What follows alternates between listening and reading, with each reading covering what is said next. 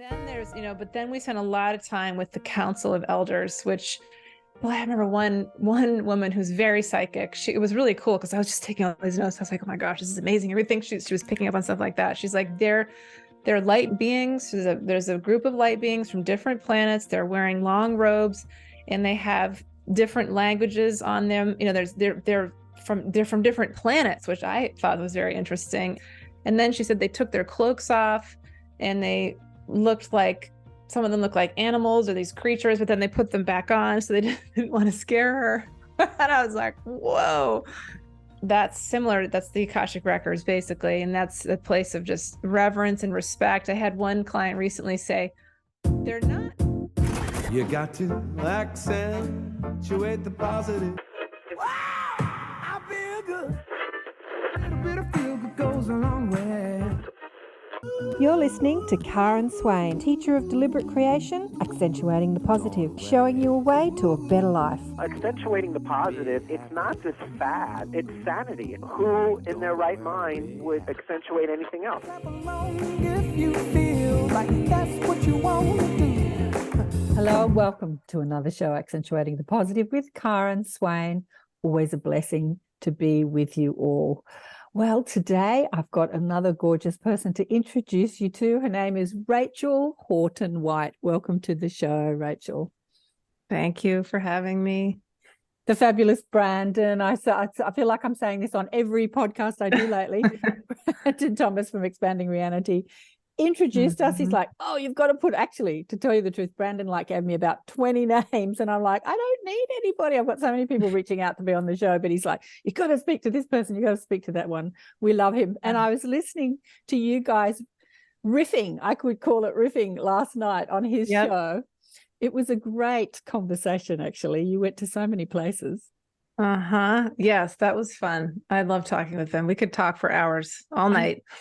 I know. He's just I love his mind, such a curious mind, so into many topics. But today we're going to have a different conversation. So if you want to listen to Rachel and Brandon riffing or chatting or flying around the universe on Expanding Reality, go over there and listen. But today we're going to, because I didn't hear too much information about you and your story and why you do what you do. So we're going to go into that today on the show and hear a little bit more about you, and then we'll get into the work that you're doing and what you're hearing from your clients. And please remember, if you're listening and watching the shows, to subscribe. I know it's laborious. We all say this on all our podcasts, but you clicking a button or hitting a like or making a comment actually makes a lot of difference to the way the shows are shared on different platforms, and it allows other people to find the shows. And in your own small way, you're actually spreading the message and spreading the love of consciousness by clicking a like button or subscribing or leaving a comment. So I really appreciate it. But let me tell you a little bit about Rachel and what she's been up to over the last few years. Feeling lost in her career and confused about life, Rachel sought to fulfill her own life's purpose through meditation and light work. And after researching one of her grandfathers, she found some amazing information that put her on an even more accelerated awakening journey, pulling back the veils of illusion even more. Today, Rachel Horton White is a clinical hypnotherapist, mindfulness teacher, and intuitive guide who is living her life purpose and transforming lives in service to this massive planetary shift in consciousness. Rachel facilitates groups of awakening souls and spiritual entrepreneurs, has led women's retreats, written for multiple online publication, and presented at national hypnotherapy conferences. She has a meditation podcast called The Courageous Path. Rachel's book, published in 2022, is a spiritual toolkit called Tools for the Awakening Soul, a guide to activate your intuition and uncover your life's purpose. She lives on her homestead in Maine with her husband and 2 kids, where they homeschool these bright, energetic children. And as I was listening to you guys, Brandon, chatting, you got into the children thing, and I sent you an email last night. Did you get to listen to Edith? I did listen to some of it. Yeah, she is cool. She's really cool. She was talking about her name and what her name meant. That was the beginning. I was so fascinated by that. Yeah. That was the Very beginning of interesting. at the end of our conversation. So Dr. Edith Ubuntu Chan was the last person I had on the show. And she talked about the new children and how they're awake and how her and her husband didn't want to have children. And they were pretty adamant about that. And then this little soul said, hello. So this little baby soul started talking to her and said, you know, this is how it's going to be. And so I found that fascinating. I just love talking about the children. Yes. And I think I think I heard you say with Brandon that they were also a part of your awakening journey. But I'd love to hear about how this all started for you, because I think for the younger generation, it's quite different. It's more, as I speak to people over the years, the older generation have to like get sledgehammer moments to wake them up, at the younger generation. It's true. It's true. Like the past few years. Yeah. Yeah. I'd always been spiritual in some way and intuitive in some way. Would have dreams that would come true. And my mother and I would have these like psychic connections. She would wake me up when I was a baby just by thinking about me in the crib, she would say.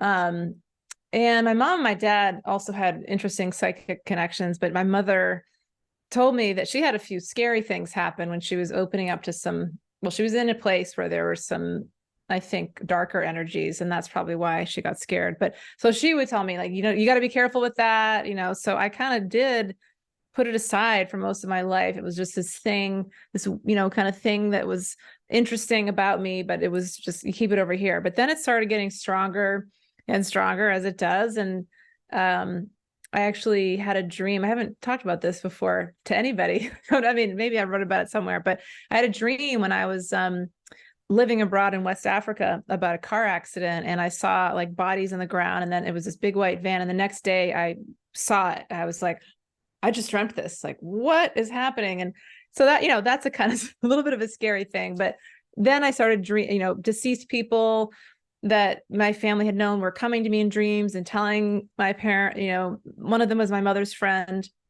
who had ended her own life. And she came to me in a dream and told my mother to give my mother a message that it wasn't her fault, and a few other things about the bank. And I told my mother, and she was like, what? She was kind of blown away. So it was interesting. And then another interesting thing that I've been around a bizarre number of people who've had somebody close to them. This was all in my 20s, in like a 5-year period, die. Like a friend's parents. I've slept in the bed of different friends a friend whose husband died. So I was around all these people who, right when this happened, I was there, like comforting them and just being there. And I was like, why is this happening? And I didn't know at the time. But so anyway, I actually living abroad in Senegal, because I grew up in Maine, and I just wanted to get out of here. It was so boring, and I thought just isolated. But my parents both grew up all over the world because they're children of CIA officers. And that's a whole nother thing we could talk about later. But so my parents, I knew about other countries. And so anyway, I went and lived in Senegal in West Africa, my junior year of college. And it was amazing. It started opening my mind in different ways, and I wanted to give back. So I went into the nonprofit field, and I was working in different jobs, and ended up being going into social services, and it was great for a little while. But as you can imagine, it's just like any other mainstream industry, very broken and dysfunctional. And I just got very, very burnt out. And along that, so that was, the career path was, I just wasn't suited to be an employee. I didn't like having bosses that I felt like they didn't know what they're talking about, and I knew better. And I was kind of a job hopper for a little while. So that was frustrating. And then the relationship path was another thing. I had a series of a lot of relationships, one after the other, a few pretty dysfunctional. And it wasn't until I was in graduate school in Georgia that I was engaged to somebody who's actually from Mexico, and we broke up, and I went through this year of just depression and drinking a little more wine than I would like to admit. And I realized that I needed to do something different. So I started going to Shambhala Buddhist meditation classes, and learned about the ego, and I don't have to believe my thoughts. And that was a whole new concept. I was like, I don't have to believe my thoughts, but I thought they were me. And so that, and then I started writing, I started reading The Secret and learning about the law of attraction and that book, everybody knows the book, The Secret.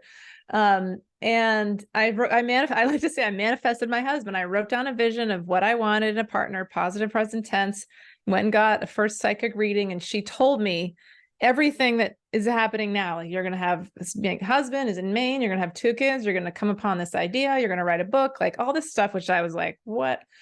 Anyway, so that it was a progression of events that, led me to then go back to Maine. And then I did meet my husband, and I was still working in nonprofits. We had my son, who's now 11, my son, Aaron. And I was still kind of just, all right, I'm, going to yoga and doing some spiritual stuff and meditating occasionally, not really as much as I wanted. So I was just, in a lot of just living the typical life, I guess.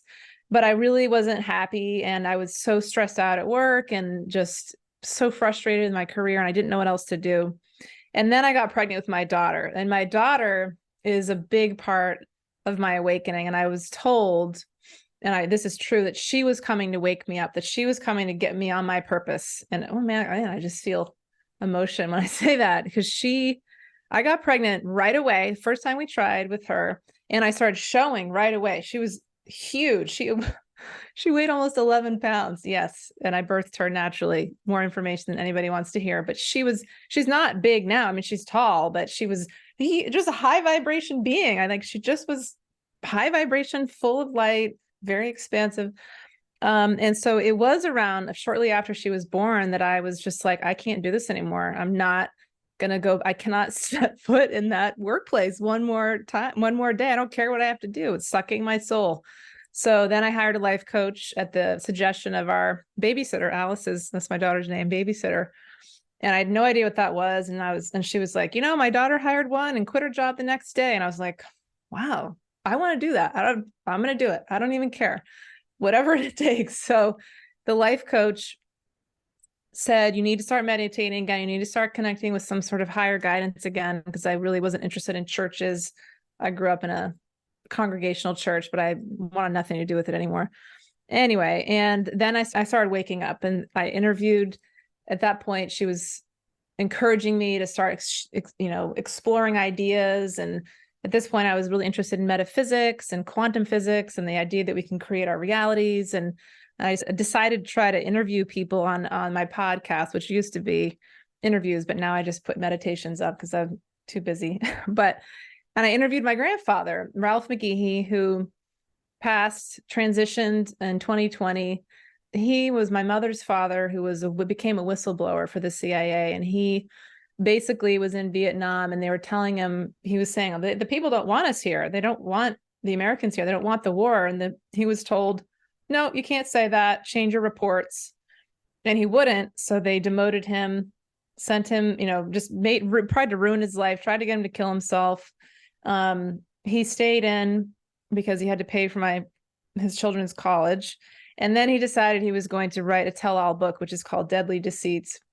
He was on like McNeil Lehrer, and you could find him on Wikipedia and stuff. But I always knew this about him. And he and I were very, very close ever since I was a baby. We just always had this bond. But when I interviewed him, I was looking up information about him because he was in his 80s and he wasn't really able to tell me a lot about his bio.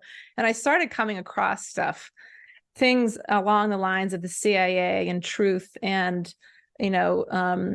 all the manipulation by the media and all the ones who think they control things, I like to say. And that's when I started being like, oh my gosh, what? All the light bulbs started going off, and I started and actually there was a moment, this was my big awakening moment. Actually, I walked down for breakfast one morning. This is when I used to listen to NPR and the radio, and I don't listen to any of that anymore. And I heard them talking about some sort of terrorist attack. And in my head, it was this phrase that said, it's not real. And it just was like, and all of a sudden, everything they were saying, I was like, they're lying to us. I just started at that. I didn't trust anything that the media was saying. I felt like I was being manipulated. And from that, of course, that has never changed. So long story saying that I decided to, I was guided in many different ways to what I do now. I ended up going back to school to learn integrative healing arts. I became a hypnotherapist. I learned to read the Akashic records, which is a phrase that came to me in a meditation. Akashic records just boom, landed in my head, and I wrote it down. I had no idea what it was. And I did some research, got a reading, and I was like, this is so cool. So I learned how to read the records, and started working with people individually. Now I teach people how to read the Akashic records, and it's just grown and grown and grown. So it's been just a fascinating process. And of course, the past few years have been challenging with all the divide about, the COVID thing. And but I've also seen so many people waking up, and I feel bad for them in a way, because I'm like, man, this would be a really hard time to wake up, because it's so fast and there's so much coming at you. But it's been just a real honor for me to support people in their awakening and helping them just open their third eye, clear away ego, limiting beliefs, all that stuff, old trauma. And I do past life regressions. Now I do something recently I learned called the life between life regression, which is taking people into the spirit realm, kind of like what Dolores Cannon used to do, or the QHHT people do. And I find that just fascinating. So yeah, and I live in we moved to a homestead. We're creating our little new earth reality here with chickens, and we live in the middle of the woods. And today I made a little comfrey. We have comfrey growing in the backyard. My son sprained his toe, so I made a little comfrey poultice. I have no idea what I'm doing, of course, but I just, have fun with it. And my husband and I are both self-employed. He's a carpenter. We exited the matrix, and we still have stuff we have to work on, but overall it's freedom. And that to me is everything. So I know I was looking at that little video on your YouTube channel of you showing people your healing space, that little, and I'm like, oh my God, that is so cute. I want that. I live in the city, so I have no garden. So, in your garden, you've got this fabulous little house where you see clients. Yes. It's so beautiful. Yeah, you're living the dream, darling. You're living the dream. Okay, a couple of things. I know you probably didn't get through the whole conversation I had with Edith, but it was at the end that we spoke about the children, and I just really thought that her journey with the kids would resonate with you. And she said the same about her daughter, interestingly enough. She talked about knowing the conception and how her body changed to hold the consciousness of her son. And then she said her daughter was a completely different consciousness, and her whole womb changed, like the whole energy around her womb, in order to carry this child. And I found the whole conversation fascinating. And I think you had a similar experience, with your daughter. Yes. I gained like 60 pounds, which was a lot for me. And I was so big that people said to me, are you pregnant with twins? And I actually had a client, this is when I was working in the social services, she said, that's not normal. I was like, oh my gosh. She was just like, I'm here, I'm taking up space, I'm a high vibration being. And my daughter's very empathic. It's interesting. I think a lot of the children she can't watch any show. If there's an animal that gets hurt, she like tears. And my son and my husband go fishing, and she would have a complete meltdown if they hurt a fish. So she's vegan. Is she vegan? Oddly enough, she's not vegan. I tell her, I'm like, you're eating a cow now. I'm not vegan either, but I used to be. But yeah. And it doesn't bother. Yeah, it's interesting. She doesn't make the association. Yeah. Okay, not yet. It's interesting hearing your journey, having heard so many people's awakening journeys over the years, and how different it is, like the younger generation, how much, just these psychic abilities kick in, but you're surrounded by a consciousness that said psychic abilities are a reality, right? Whereas older generations are not. So, this phenomena happens, and people are like, oh, you're just going mad. And now it's like, oh, you're psychic. So it's beautiful to sort of see the evolution of the awakening process. And you're right. The last few years has been mass awakening. And when you were chatting with Brandon, I heard you guys talk about awakening and referring to it as if you kind of wake up to a bit like with your grandfather. You wake up to the covert corruption and the covert, distortion that's on this planet. What do you think awakening is? Because I don't know if awakening is that, but that's a big way people are awakening. First of all, they wake up to the covert distortion and corruption, and then they're in a mess, and now they've got to find their own inner power and spirituality. But what do you think about that? Yeah, that's a really good question. I feel like it's, as you're talking, what I'm seeing is like two things, two paths. And then for me, that was certainly the case, that, and I believe in order to see we have to know the darkness to see the light. You know, we can't, there's the polarities. So for me, when I was first awakening, let me just say, my husband was not quite there yet. And I'd be like, you need to listen to this. Do you know about this and this? And I would keep him up till midnight, just talking to him. And he's like, I just want to go to sleep. But I wanted him. And I knew he thought I was a little crazy. He said, you know, the things you're talking about sound a little crazy. And I'm like, you know, I know they sound crazy, but I don't say this to everybody, which is why I know I'm not crazy, because I do have a filter.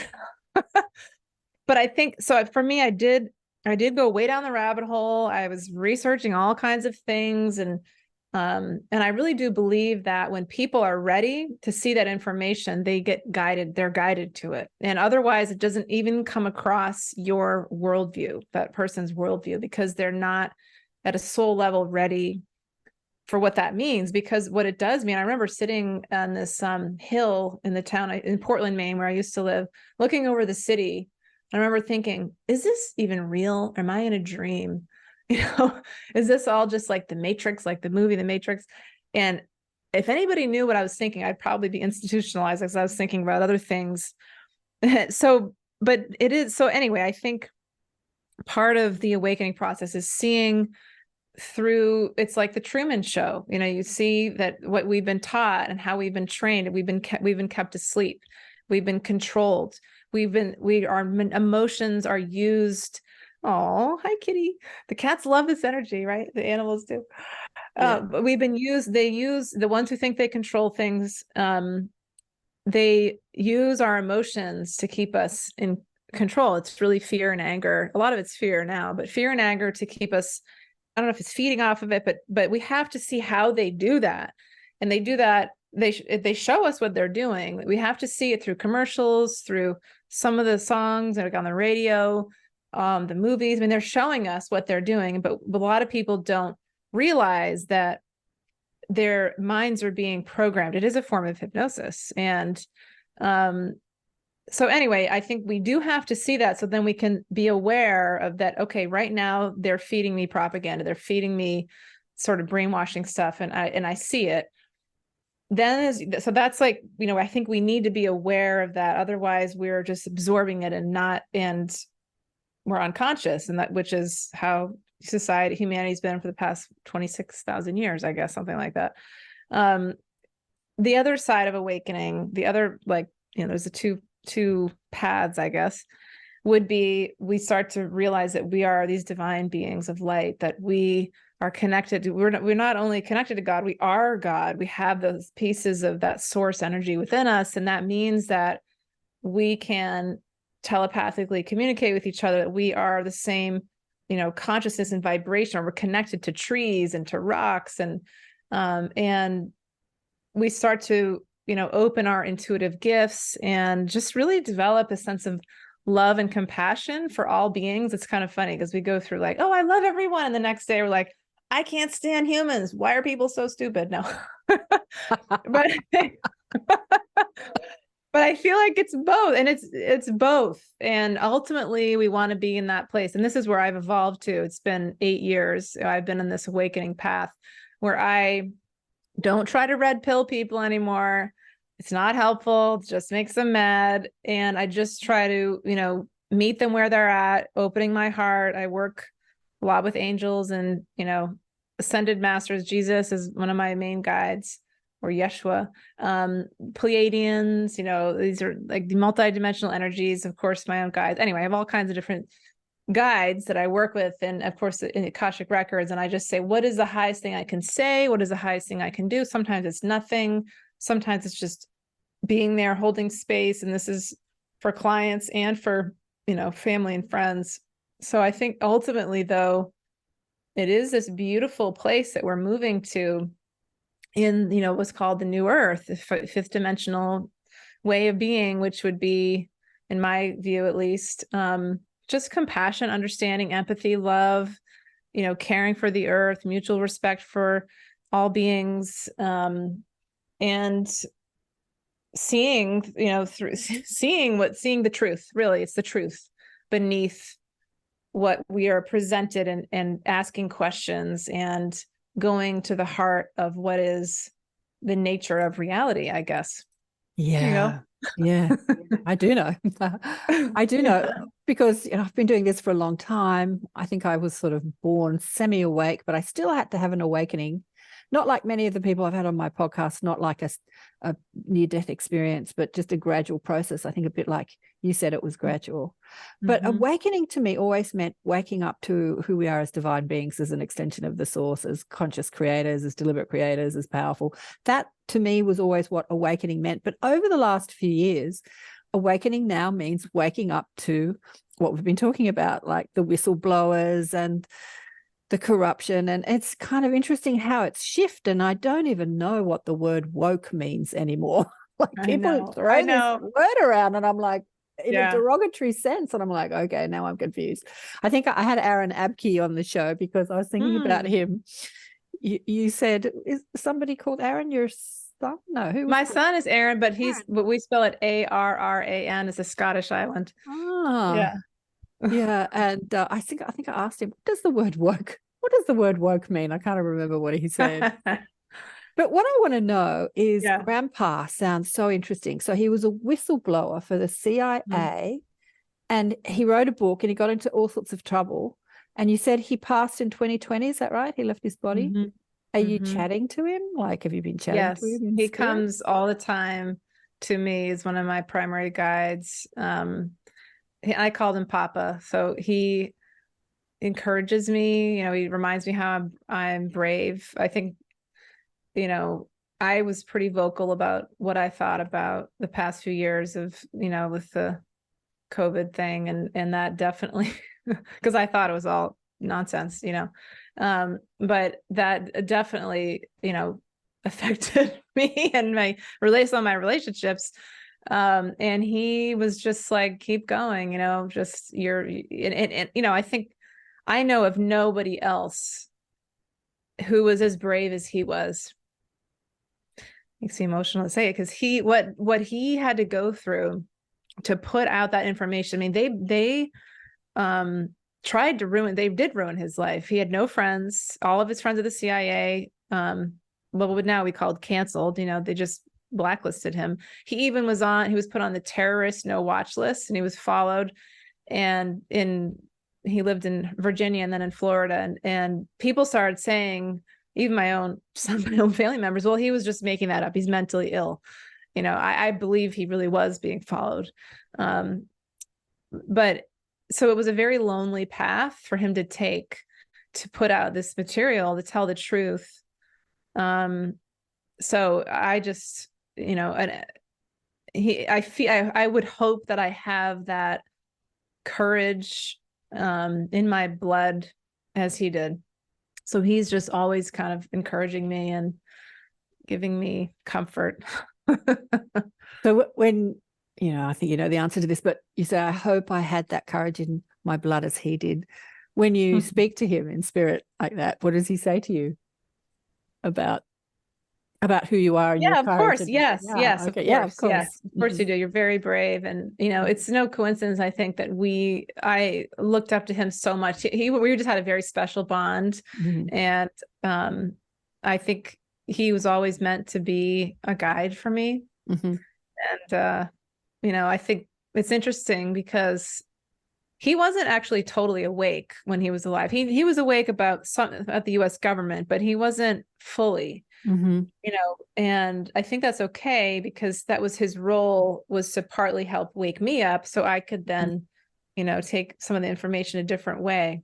So when you say he wasn't totally awake, do you mean that he wasn't totally awake to who he is as an extension of source? And yes.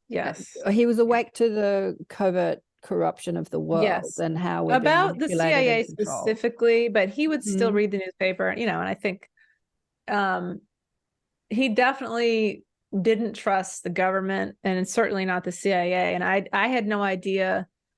I mean, I even want to be careful how I talk about it now, because I get paranoid. But I had no idea the level of influence that the CIA had over pretty much everything. Yeah, and wow. they're not at the root of everything, but they do have their fingers in a lot, like the movies and stuff like that. There's a lot that has, and I don't know if he saw that, the deep like conspiracy theory stuff about people who've mysteriously died. Let's just allude it to that way, celebrities. I don't know that he saw that level of it, but anyway, and I try not to talk about that too much because it scares people. And it's just, at some point, but I trust that everybody who's listening here is ready to hear it. Yeah, exactly. In some level. If you're listening, you're ready to hear it, and you know what to do with it without getting angry. I believe that my audience are quite enlightened. Like you were saying, well, you have such a special audience. But yeah, I believe that I speak to the, the New World teachers or the awakened ones or the awakening ones. And and then they understand who we are as love and light and unity and love.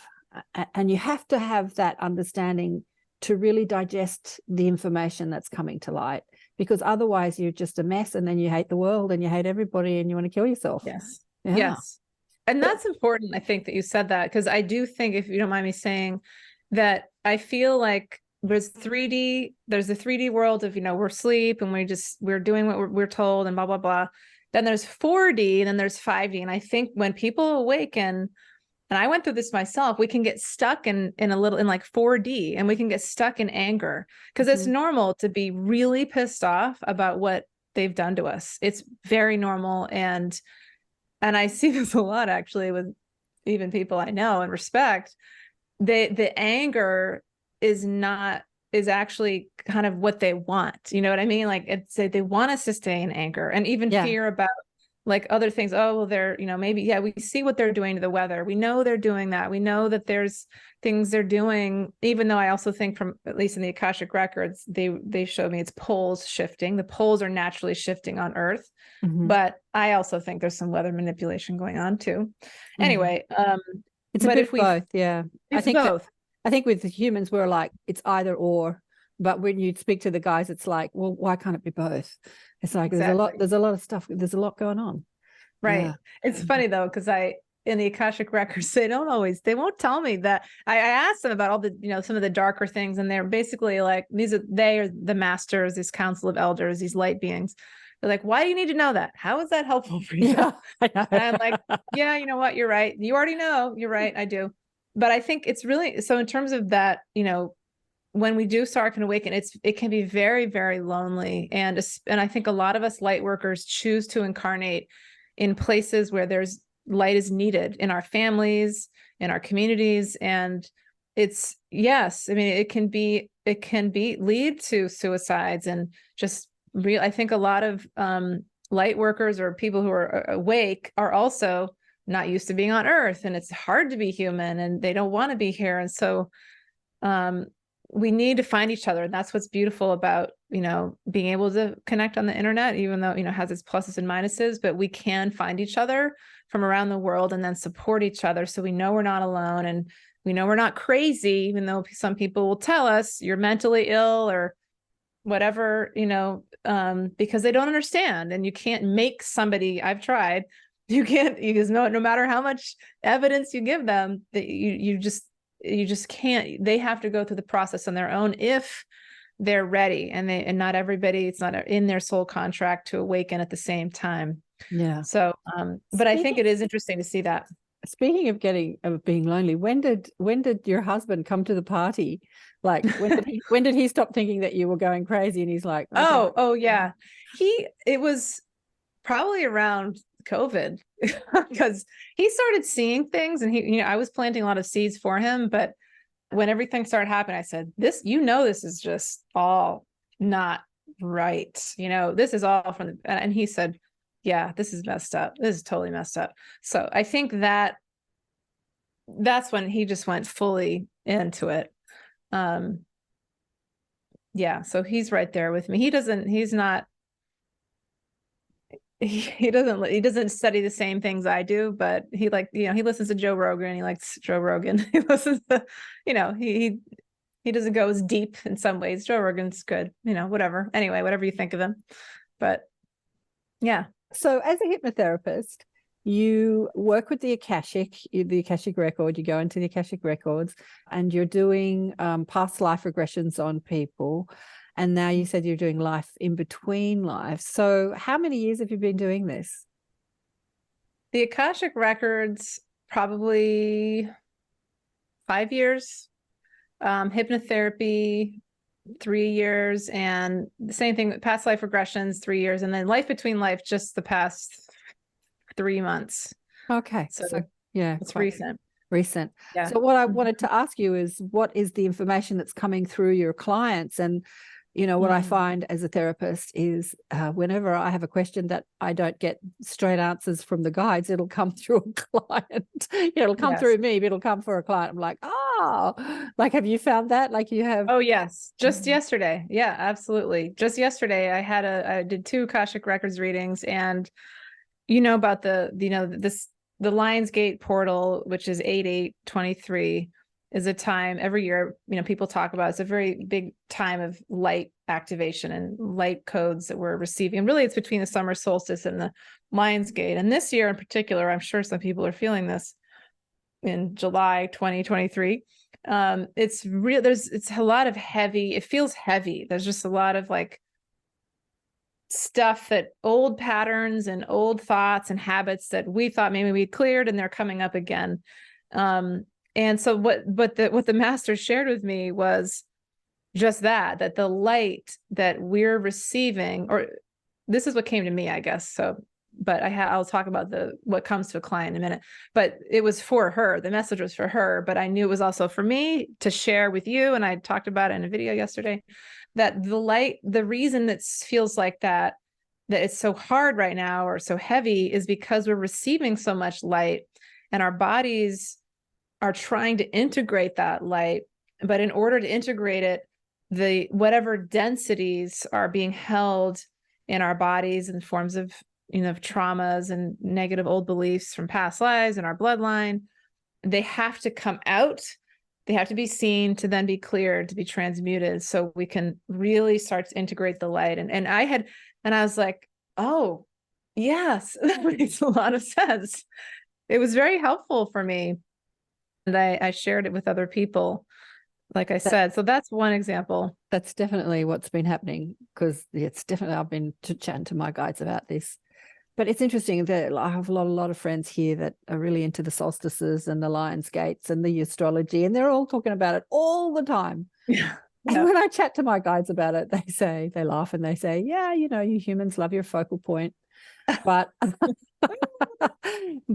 what's been happening is there's been an ever increasing acceleration, turning up of the light on planet Earth. And as we're evolving and ascending, and what the light does, and this is the analogy they gave me, which was hilarious, was that when you live in a dirty house and that's really dim, you don't see the dirt. But when you turn the light up, you get to see all the dirt. And they gave me an image of like when I was young and going to the pub or the disco or whatever. And you know how everyone looks beautiful in the dark lights. And then when it's like finished closing time and they turn the lights on, and you're like, you're not as beautiful because I'm drunk and we're in the dark and everyone looks beautiful. It's kind of like humanity. We've been drunken in the dark and everything looks beautiful. But the light is revealing what's here, but it's not only revealing the dirt, it's also revealing the light. And so this conversation with you, sort of having psychic, talking to dead people and having so easily slipped into your intuitive psychic abilities and feeling like this was normal, is all a part of that reveal of who we are as psychic, telepathic, multidimensional extensions of infinite energy. So there's a lot. Let me just say something going on. Real quick there, because I think I actually had to work pretty hard to open up my third eye. I had those dreams, but it wasn't like in my regular life I was like getting all these psychic things. I would just they would come through my dreams, and And that, maybe there was a few things, but it really wasn't nearly as much as it is now. And I actually took a class on angels, and that was my very first introduction to anything psychic was through angels. And I started working with Archangel Michael, and that really helped me just to move away from fear and self-doubt, because I had to clear, past life stuff. And just like I mentioned, this childhood sort of programming. So I say that because I want people to know. A lot of people think, well, oh, this person has special gifts and I don't, or, I'm just not like that. And it's totally not true. That we all have, this third eye, we all have a pineal gland, we all have psychic abilities. It's just they get rusty and we have to, clean them off, dust them off. It took me, I would say, 2 years to really feel like I was connecting with stuff, and another probably 3 years total before I could actually feel like I could do intuitive readings by just closing my eyes and saying stuff to people. And I was terrified of that at first. So it did take it. It was like learning in any new skill, I had to train and practice different things. So yeah. So I tell you what, 2 years is extraordinarily fast.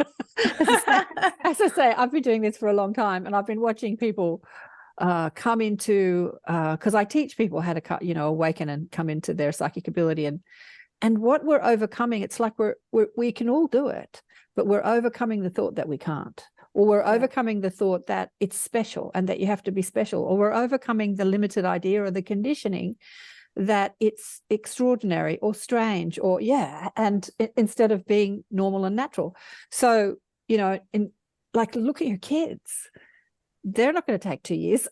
Like, that's what I'm saying. The success. They already are. They're awake now because and intuitive, and they talk about their past lives. It's just, it's amazing. Yeah. Amazing. Yeah.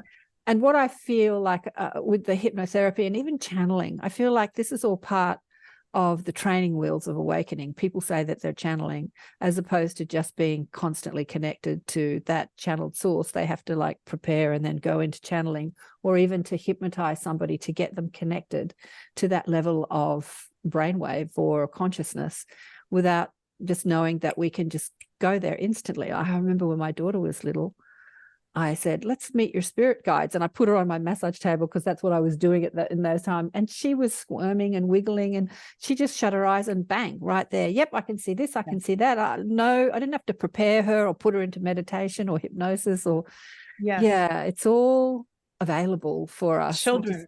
Yeah.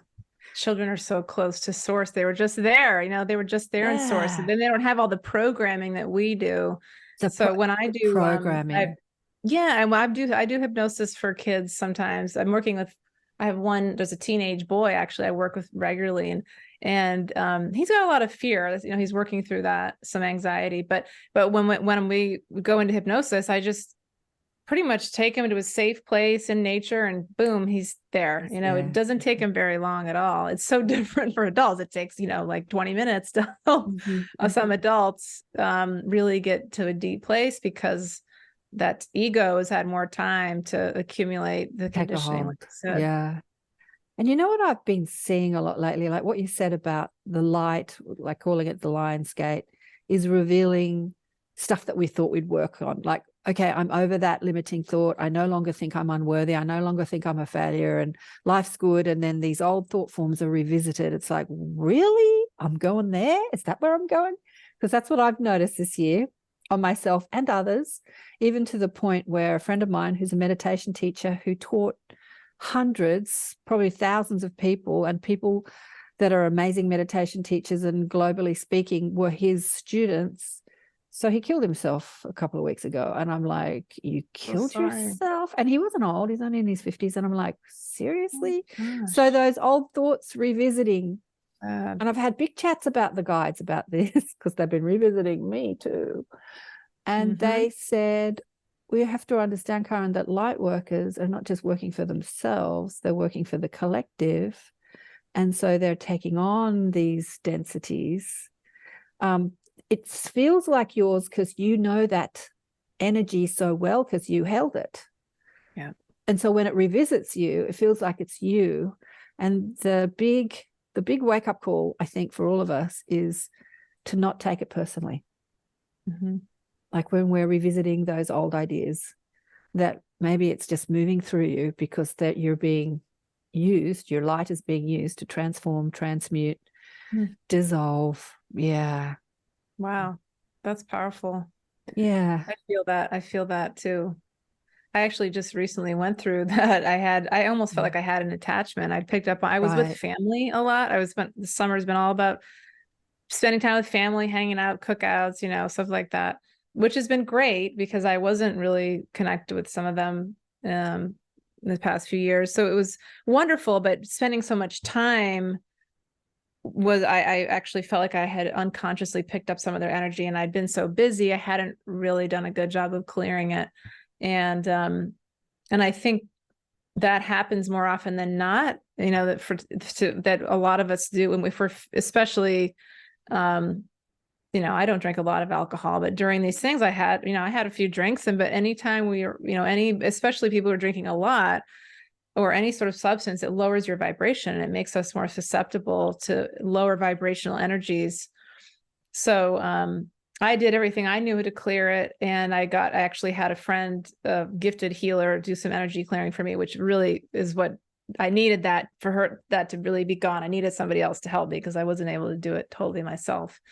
But yeah, it was interesting. I had a lot of, to be honest, I'll just tell you, I was, shopping around to publishers for my book. And I was looking at, different agents and all the requirements they have, and don't do this, you have to do this, and nobody's going to talk to you if you do this. And it just kind of shut me down because it was so 3D, so matrixy. So it reminded me of like when I was trying to apply to college, and I just started feeling very less than, not good enough, like just all kinds of fear of rejection. Like it all just came down, and it affected other things too. I started feeling that way in other areas, and I knew it was happening. And I was like, why? What is going on? This is ridiculous. And anyway, and so you're right. Like it is that's old stuff that I hadn't felt for a long time, and I think, the reason that does come up, and we always think like I've cleared that and now I'm good and now I could just go on with my life.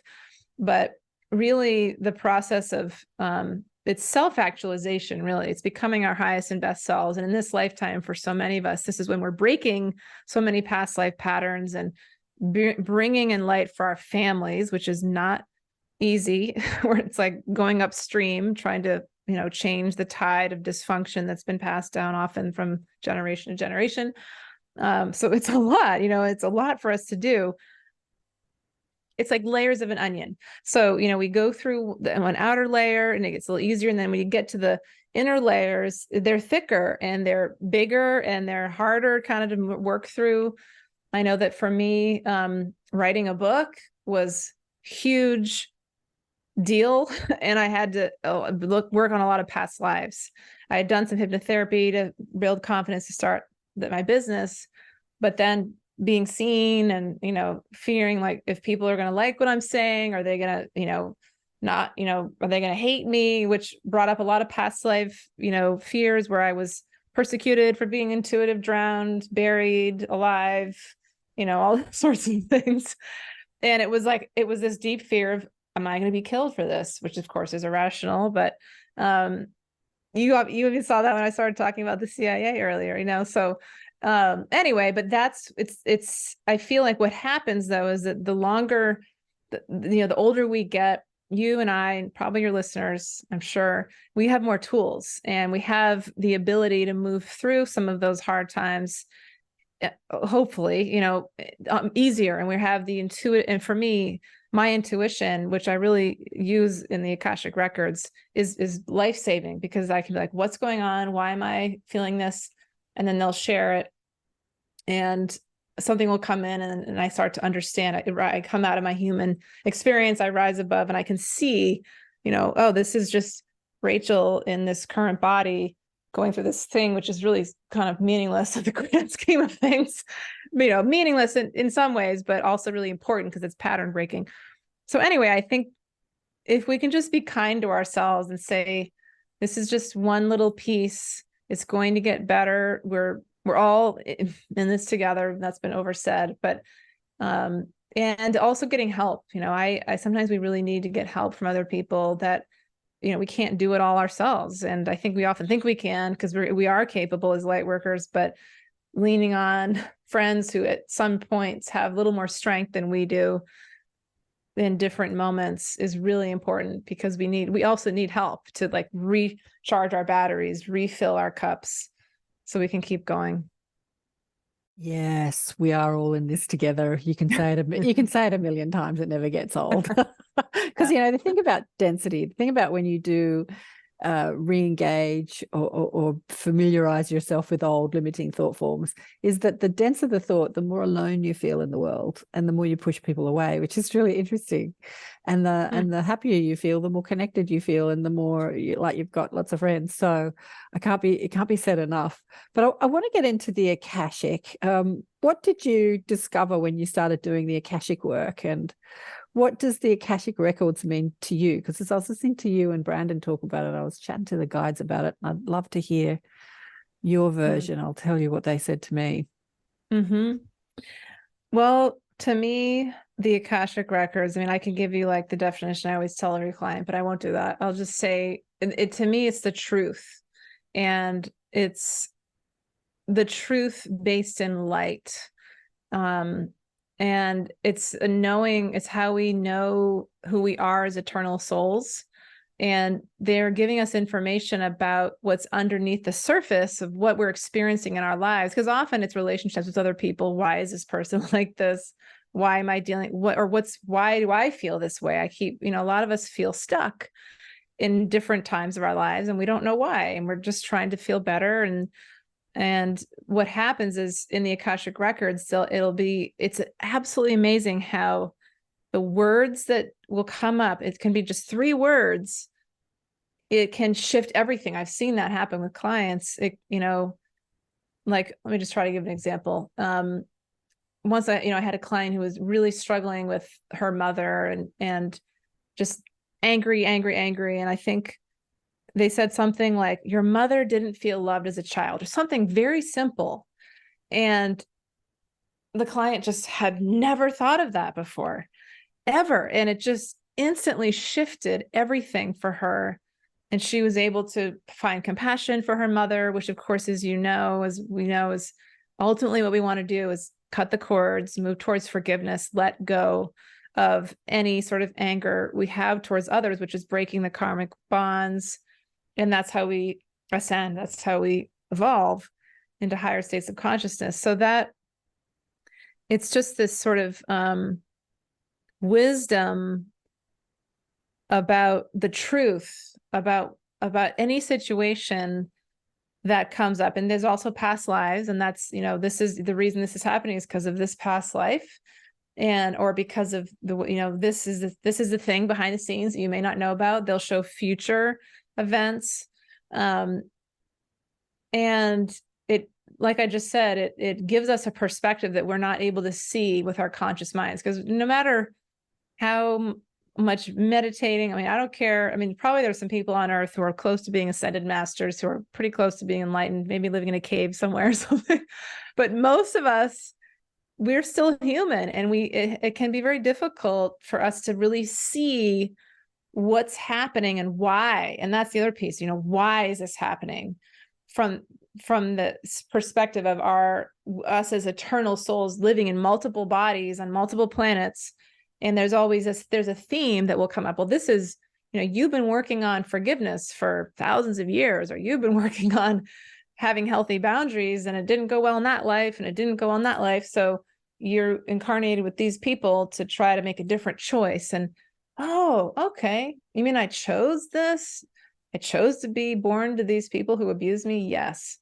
And that's a whole nother, mind-blowing concept. So it is. The other thing. Yeah. And so ultimately it's all based in love, and unconditional love for self and unconditional love for the collective. And that's one of the biggest messages that comes up in the Akashic Records. They really want us all to unconditionally love and accept ourselves. And we hear that a lot. What does that mean? But we beat ourselves up a lot. We all are like, well, I should be doing this, or I'm not doing that, or I'm not enough at this. And really what they want us to really understand is that it's okay. You're doing the best you can. Yes, maybe that, maybe there's something that happened, or you made a decision earlier in your life that you wish you hadn't, but that's okay, because you did the best that you could with the tools you had. And that's part of being human. And that's forgiving ourselves. And that's, if we all could do that, that's the primary message. If we all could do that, just, we would be a whole different planet. We'd be a huge different consciousness. And it's being seen too. Like, it's very rare to be seen in the light of just being so loved. And that when you feel that, and this is what angels can do too, it's rare to be seen that way. It's a very sacred experience. Well, you're right, Rachel. It is rare to be seen that way, but wouldn't it be lovely if the world was a place where it wasn't rare to be seen that way, where it was more normal to be seen that way? Yes. But as people describe the akashic, there's been so many, I think that we get as humans so fixated on the material world and how things play out in the material world, on stuff, on what things look like, on linear time. And when you're working in the realm of energy and infinity, it's a different kettle of fish, but it's presented to us in many different ways. Like, I'm thinking about, what's that movie with Jim Carrey, and he meets God in this big white room, and there's a white filing cabinet, and he opened it, and it like just keeps going. It's like that's his akashic, like that's his. Yes, it's just a filing cabinet. That's quite a nice image. And some people say they go to the Hall of Records, and there's these big columns, and there are all these books, and then some people say that a screen opened up and all this information about their life was that, we've been given so many different images of what the akashic is. And people say, well, no, it's not like this because that person died and they said that this is what they experienced. And again, as humans, we do this either or. But it can be all of the above. Right. We're talking about energy and information, which it's like it's swirling around us right now, all the energy and information. And then we're transporting that into a Zoom call, and you and I are talking to each other from across the other side of the world, but it's all out there, this energy and information in the ethers. That's what my guide said about me. And then you have to align with it, compartmentalize it, and make it make sense to our human linear minds. Yes. And, that's what people do as they speak about the akashic, the Hall of Records. Or it does show up that way, though. For me, it's these big golden doors, and then you're walking in like this long hallway, and it goes on forever in one direction. And I honestly, I don't see the books. I know I sometimes will see books, but they just kind of shows up. When I do look at a past life, though, it is kind of like a box of lights being pulled off a shelf, or sometimes it shows up on a sort of a screen. And so it's really interesting, and it's different for everybody. One thing you mentioned earlier, I want to say something about real quick, because when you were talking about, wouldn't it be nice if the earth was where everybody loved each other? Well, when I had I received a life between life regression. I went to the spirit realm, and I was in the spirit realm, and I just started crying, because I said to the woman who was doing it, I said, this is my home and I miss it so much. I was like, people are just nice to each other here, and there's so much love and acceptance, and I just want to be here so badly. And it was, even now thinking about it, I'm like, wow. And I remember it. I remember what it was vibrant. All the colors were very vibrant. There were animals that don't exist here anymore that were I don't even remember which they were, but I just was aware there were animals that aren't here anymore, and that we could communicate with them. There was like a healing chamber where people would go to be rejuvenated anyway. And we were it looked kind of like Earth, but just much more vibrant. So, and of course that's the way it was shown to me, because that's the reality I created. Anyway, but it is, I hope everybody gets to experience that at some point, because it's like we get to go to our true home, where it is the utopia, the 5D reality that we're all thinking of, we all want. Yeah, we're all reaching for that remembrance of that love and connection. And many people have it, with a near-death experience or a spiritually awakening experience. And I think, who was I talking about maybe it was with Edith, I can't remember, maybe it was with Moon Tucker. I think it was with Moon, who was in the Inner Sanctum. Often that's the invitation. It's like, this is what's possible. And now we're given the exercise of trying to remember that, regain that reconnection in our daily lives. And that's when we're bumping up against the conditioning and the thought forms, and that's when the work comes in. But it's like, you don't reach that place in an NDE or spiritually or a meditation, as you have and I have many times. We've been there, and then you come back down to earth. It's like you fall to earth, back into the default thought forms of who you think you are and what you think's possible. And sorry, I think cat is just driving me crazy. This cat, the cat's excited about what we're talking about. I think cat is very excited. Sorry, so go on. funny. What were you gonna say? I think it's it's helpful for people. I'm sure a lot of people already realize this, but that we chose this experience before we incarnated. We do go before our council of elders. We have these light beings. They usually show up as like a semicircle, kind of like Jedi Council style, like the Star Wars. And we talk with them about what we want to work on in our next life. And we're choosing our body. We're choosing some, we're working out with our parents, who's going to be our parents, people in our soul group. And we're choosing some major events. It could be, I'm going to have this major illness, or I'm going to have this accident, or something that's, a major thing. And then we also have free will. But anyway, I think it's important that we remember that at times we can, I think some of us have set out pretty difficult life paths for ourselves. And then our counsel will say, are you sure? You're really going to have this hard thing happen, and then this hard thing, and then this hard thing.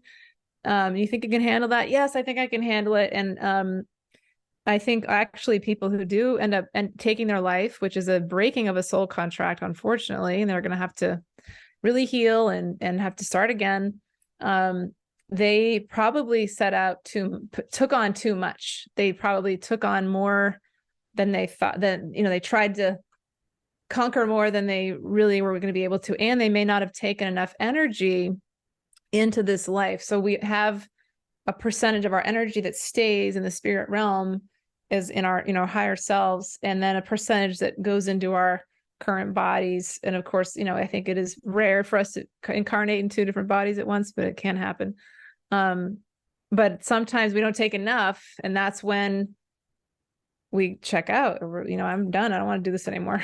So, but I think it's helpful. It was helpful for me, and I've seen it with some clients, that when people, we often think, well, I'm being punished, or why is God doing this to me? And they get really angry. And when they say, well, actually, I chose this, I actually chose all this stuff for myself. What was I thinking? But it's all in the law of amnesia. We don't have memory. It's wiped for most people when we're born. Because otherwise, how will we learn? But I think that really puts it into perspective.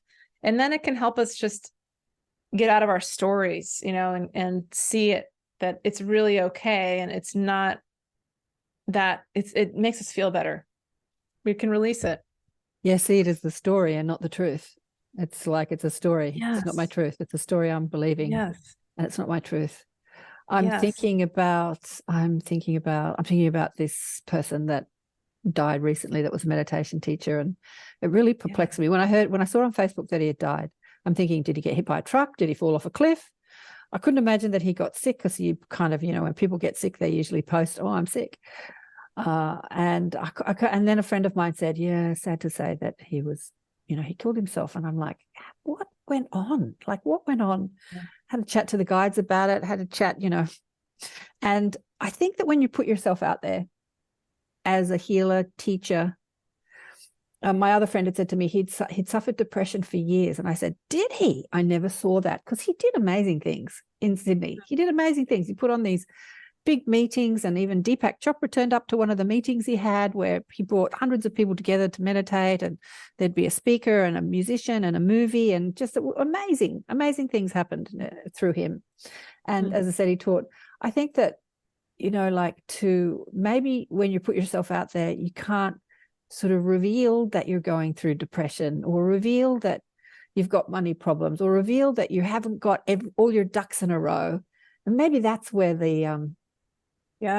that's where the problem is, when you can't be authentic because you've created a persona I'm sure. Right. Yeah. That's Yeah. so sad.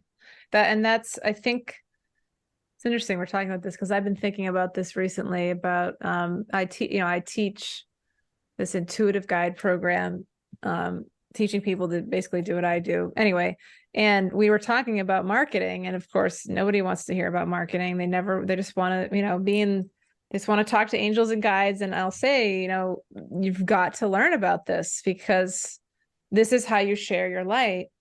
Anyway, but one of them was saying, but that doesn't sound like having to, post on Instagram and blah, blah, blah, all this stuff. That doesn't sound 5D to me.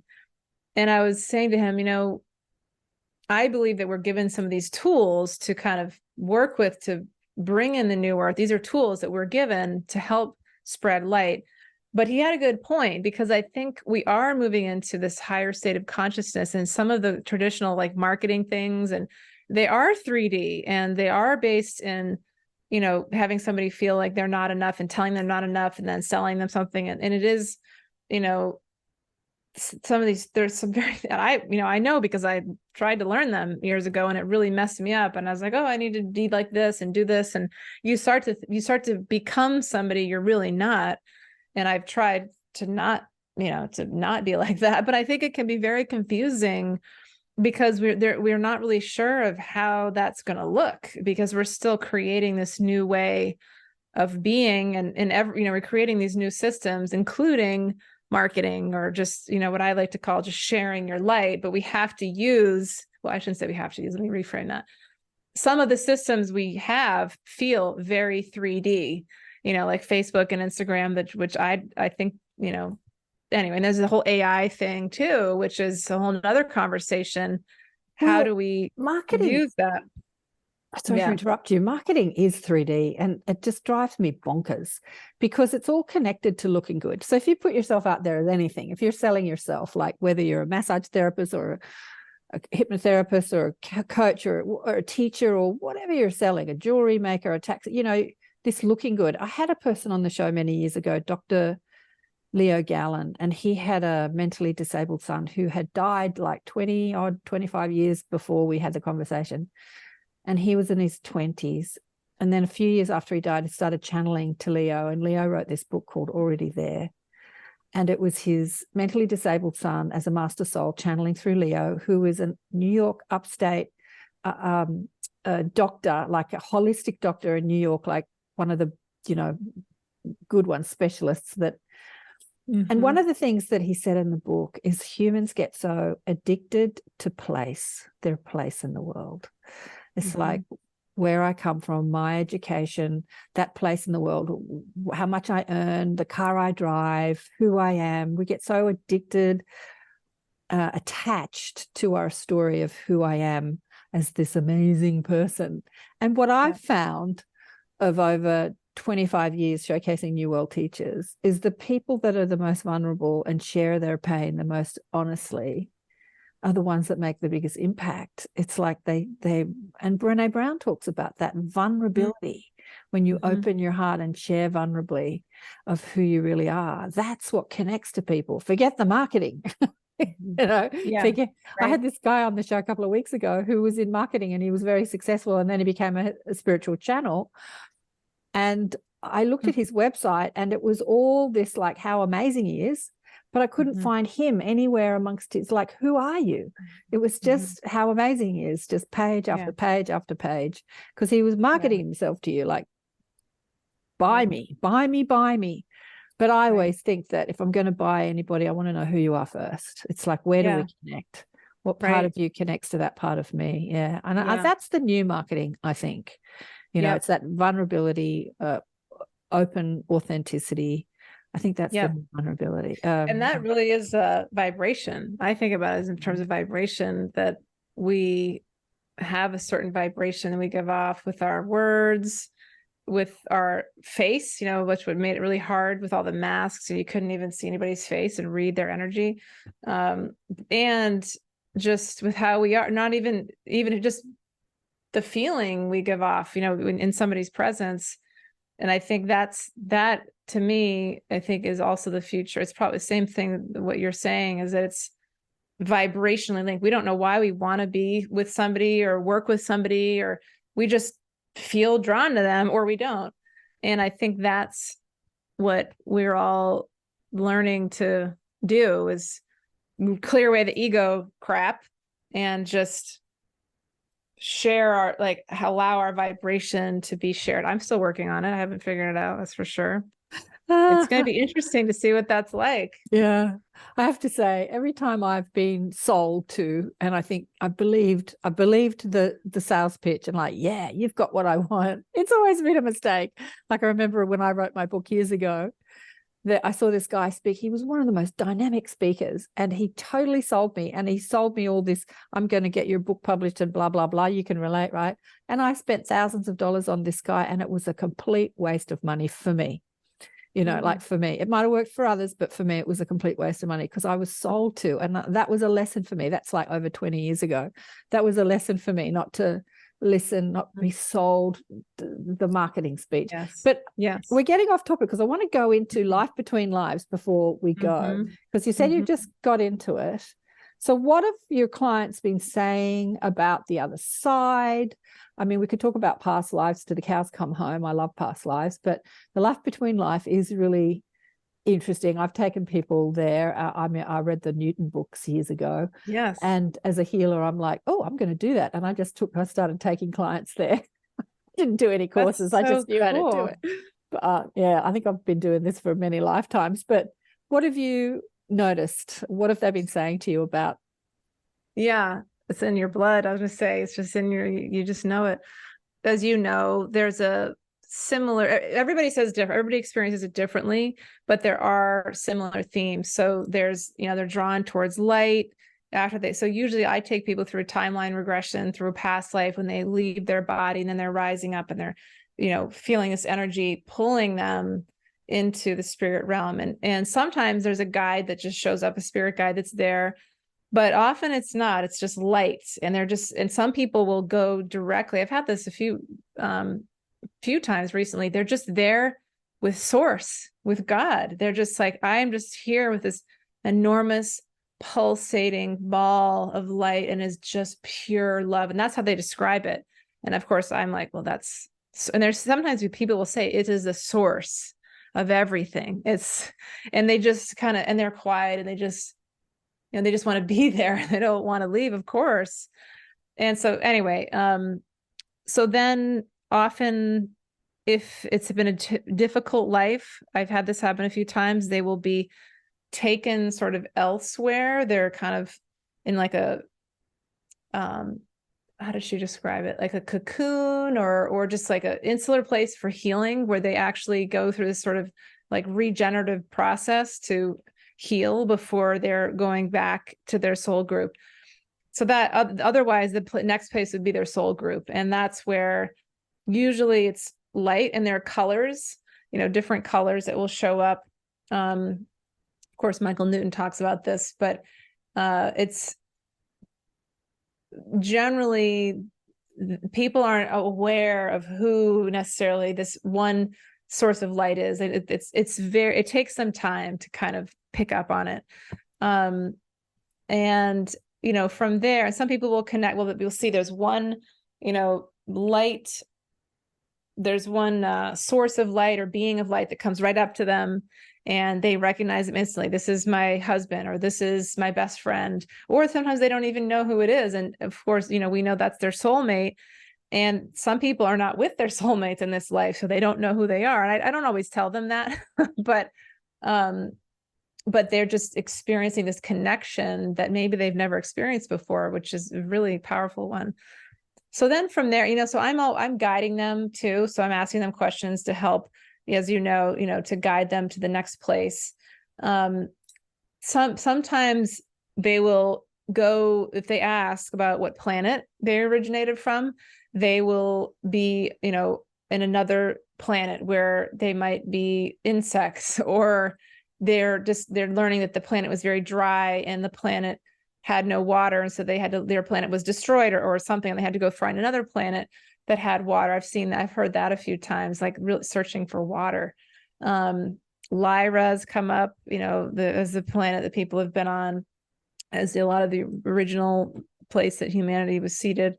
Then there's, but then we spent a lot of time with the Council of Elders, which for people, I remember one woman who's very psychic. It was really cool because I was just taking all these notes. I was like, oh my gosh, this is amazing. Everything she was picking up on stuff like that. She's like, they're light beings. There's a group of light beings from different planets. They're wearing long robes, and they have different languages on them. They're from different planets, which I thought was very interesting. And they had these, and then she said they took their cloaks off, and they looked like, some of them look like animals or these creatures, but then they put them back on, so they didn't want to scare her. And I was like, whoa, that's similar. That's the Akashic records, basically. And that's a place of just reverence and respect. I had one client recently say, they're not friendly. She's like, they're kind of serious and wise, and like, I'm a little bit intimidated. And I was like, yeah, I knew she wasn't sure where it was. She's just describing, I'm in this place. And I knew that is the council, but that's where so much wisdom comes in. And what's so cool about it is that it's like, it is the Akashic records, but they're picking up on the information themselves that, I'm asking them the question that they told me ahead of time they wanted to ask. And then all this information comes in. Some people then will be doing different things. Like, I know for me, what I was doing in my regression, I was one of my activities and one of my study groups was studying the topography of Earth. And I had a guide whose name was Abraham. A lot of my guides were biblical. It was interesting. Elijah, Abraham, anyway, biblical names, Sarah, which is actually one of my original name, but separate story. So anyway, but in this whole group, in this study group, I had a few members of my primary soul group, but we went off and were studying the topography of Earth because we were trying to learn about, helping preserve the planet and how to help Earth. It was something about that. I was like, studying topography? That's not something I do now, but I do care about the Earth deeply. And so it makes sense in some ways. And then another place, the last place usually, is the screening room, where they're choosing their body, they're choosing, their family. And there are other guides there. There's other beings of light that will help guide them to decide what body they want to be in, and different things about their body. And there's a few people that will say something like, I didn't come into my mother's womb until right before I was born. So I was watching outside her body. I wasn't even in the womb until right before birth. Or some people say I went in, after a month or something, which is very interesting. So it's all sort of different experiences they have, but very similar places. And that's what I find so amazing. And they don't know, I'll tell them a little bit, and a lot of them know about, they definitely they're intuitive and they know about spirit, but they don't know all these stations, and they don't, but it's all like consistent. They're all consistent with each other. It's absolutely fascinating. And I think once you have, I've heard just the other day, a client said it's just so much to process. There's so much information that comes in. Yeah. It's like going on a trip to a foreign country that they're forever changed. I certainly was. Yeah. I remember when I was doing it years ago, I had a couple of clients, and one was a tree. And I didn't even think I believed that you could be a tree back then. I didn't even know that a soul could be an animal back then. I was young, in my 30s, and this woman was giving me this description of this being a tree and what it felt like, and what, the whole thing. And then one guy, he was a mountain, and I'm like, whoa. And then he was off planet, and it was so fascinating for a young healer to sort of hear what was possible coming through these clients under hypnosis. It was fascinating. You could write a whole book about that. You could. Well, the next question I have for you is, have you noticed like a theme coming through your clients? Like there are like Dolores, and there are many other people. I've had a few of them on the show who are hypnotherapists who collect the information, and there's this theme. It's almost as, okay, almost. All right, I'll take that word away. It's like the contract between you and your clients has been set up, and they're giving you information that you'll like put into story and chapter, much like Dolores did, to into books. Have you noticed that with your clients, like a theme coming through different people? I have noticed a lot of clients have had a lot of trauma that they're healing, with inner child trauma, for whatever reason, sexual abuse. And some of the, I've noticed, and I don't know if you know who Kaya Ra is or Teal Swan. You probably know Teal Swan. They're these spiritual teachers who had those were part of their stories. Kaya Ra channeled this book called The Sophia Code, which is excellent. But they were survivors of horrific sexual abuse, like very, very dark. And I honestly believe that, and I just was talking to somebody about this the other day, that when you have those sorts of experiences as a child, you leave your body and to survive. But then when you're leaving your body, you're going to spirit, and you're developing this ability to channel, which then becomes their gift, if that makes sense. So that's one theme. I think there's been a few people, which I love, who've talked about being from other planets, and they're connecting with different light beings. I think I'm still new to it. So I'm still, I've done, I don't even know. I've been geeking out on the interviews of The Sound of Freedom, because that's like big in the news at the moment. Yes. And I've been totally geeking out on all the people who made it, the director and the actors and Tim Ballard, obviously, and really tuning into the sexual distortion on our planet. Like, we know it's bad, but we just didn't know how bad. It's bad. Just didn't know how bad. And then I've thought about, I think that people like Tim Ballard who go and rescue the kids is the end solution, but what's the cause? It's like having a Panadol for the headache. So it fixes the problem somewhat, but what caused the headache? Like, what caused people to be so distorted that they would do these heinous things? And that's what I've been thinking about. And I've been doing the Ho'oponopono prayer for those people. That's beautiful. Because we've got to get to the cause. What is causing people to be so distorted, to take this life force energy and to twist it and torture people with it? It's just, that's what I've been thinking about a lot lately.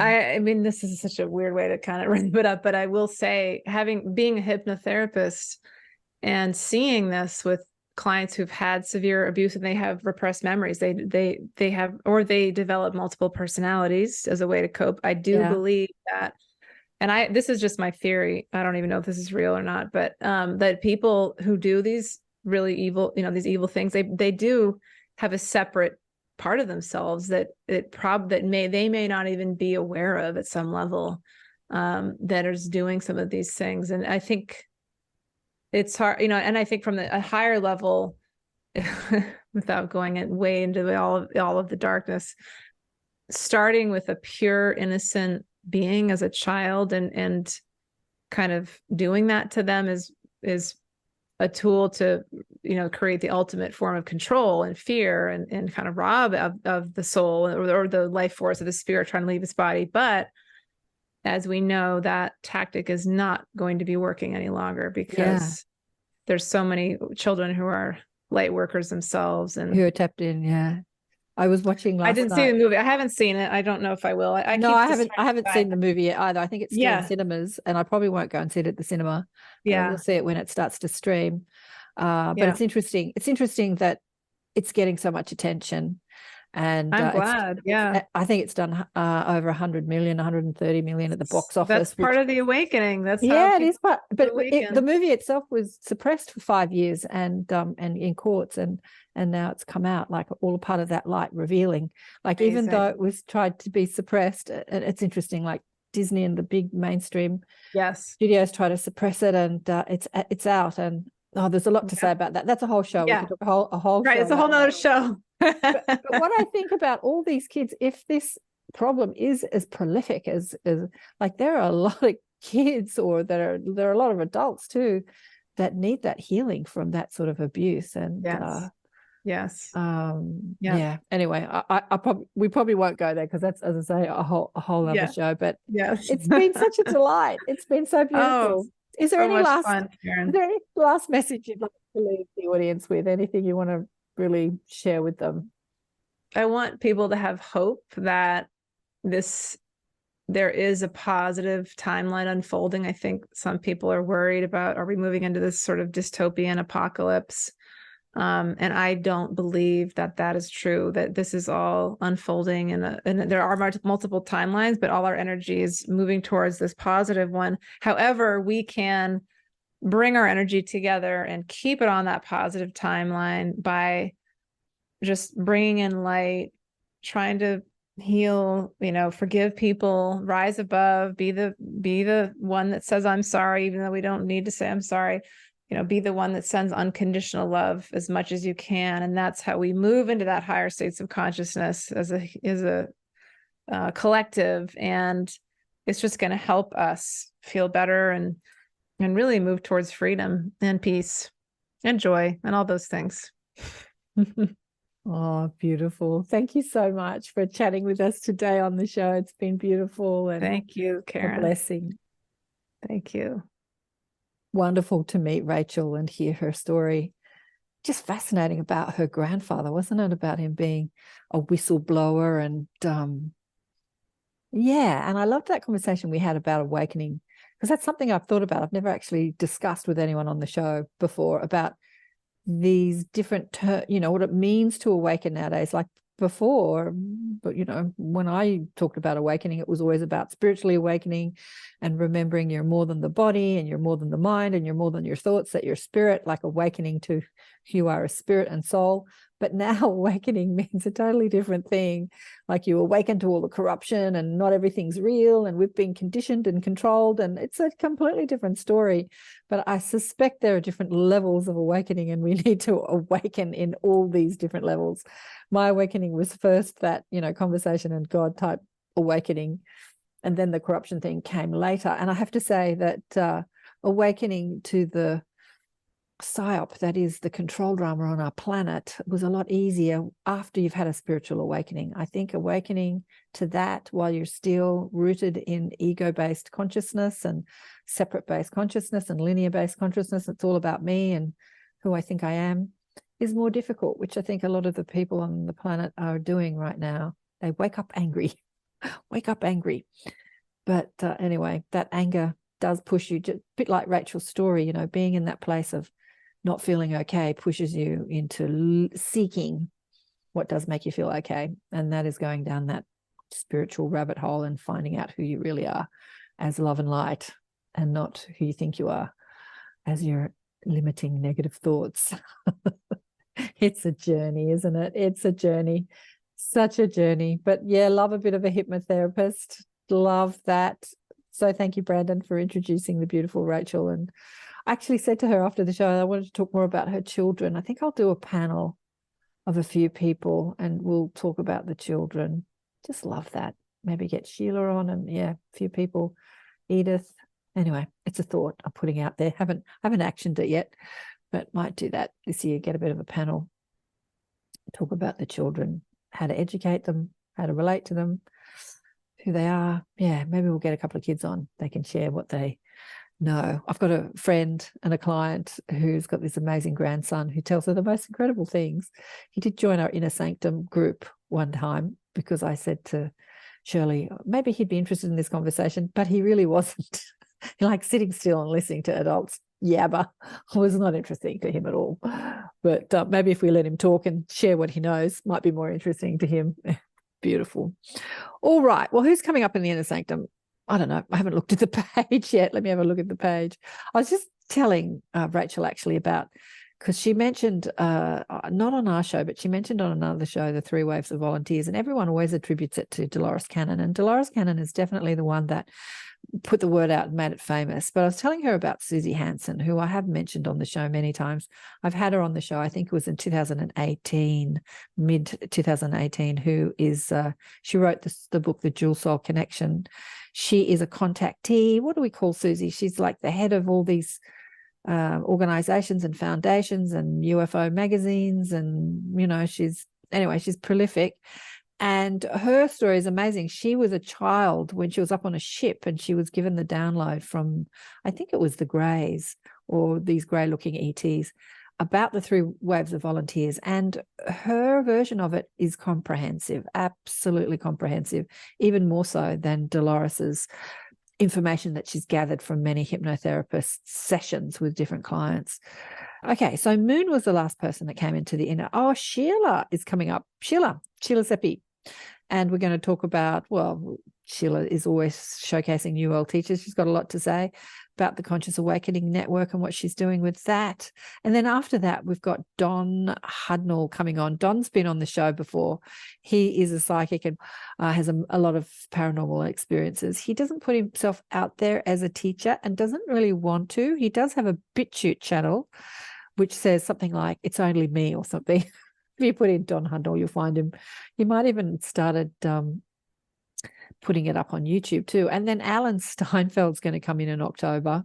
Bonnie Satori, who I had on the show, I think it was end of last year or the beginning of this year, clearing entities and attachments and pain and trauma. We did it. She did an amazing activation on the show when I had her on the show. So look her up, Bonnie, spelt Bonnie, Satori, so SERRATORE. She did an amazing channeled activation thing at the end of the show. Yeah, it's worth it, listening to it just for that. So she's coming up towards the end of the year. Yes, so thanks again for listening and watching. Remember, your part in being a light worker is pressing that like button, that subscribe button. It does help the algorithms. Look, my show, I have to say, on the major platform is absolutely banned because I turned off all the advertising. So I had a friend say to me, "I watch your show all the time and I never see it come up in the side. You know, it's never suggested to me to watch." So that is because I don't have advertising on my shows. I turned it off because I find it really annoying when you're listening to someone open their heart and share their story to have some ad pop up in the middle of these people pouring their hearts out. And the more invasive the ad and the more ads on the show, the more the platform shares the shows. And so I don't do that, and they don't share my show. So it is up to you guys to share the shows. My on the major platforms, I've been plummeting, but hopefully we can turn it around and go the other way because of the audience who cares about these conversations and the people that you meet on the shows. So thank you for doing your part in helping us spread the message. I know there's a million other shows out there, and as I'm watching these younger people coming through, starting their podcast shows and getting hundreds of thousands of views and millions of views actually, and hundreds of thousands on each show, I'm thinking maybe I just step back and let them do it. They do have advertising on their shows, but that's the way you get the views. But they're doing great jobs. You know, there are some great podcast shows out there doing an amazing job. That just started in the last couple of years. Incredible. So consciousness is expanding exponentially. It really is. It's so exciting, don't you think? Let me know what you've noticed in the last couple of years about the world changing and consciousness expanding and the new consciousness in children and your own consciousness expansion, your psychic abilities kicking in and your guides chatting to you. Love to hear your stories. And thanks again for listening and watching. And remember to check out the book Awakened by Death if you haven't already. And I'll catch you next time. Bye for now.